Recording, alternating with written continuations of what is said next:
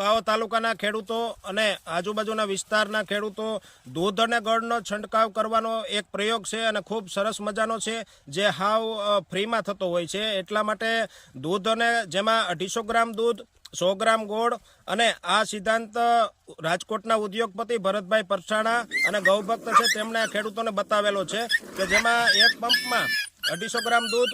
100 ગ્રામ ગોળ અને છંટકાવ કરવાનો હોય છે, જેથી કુકાવા તાલુકાના ખેડૂતો આ સ્પ્રે કરે છે. અને કોઈ ચણા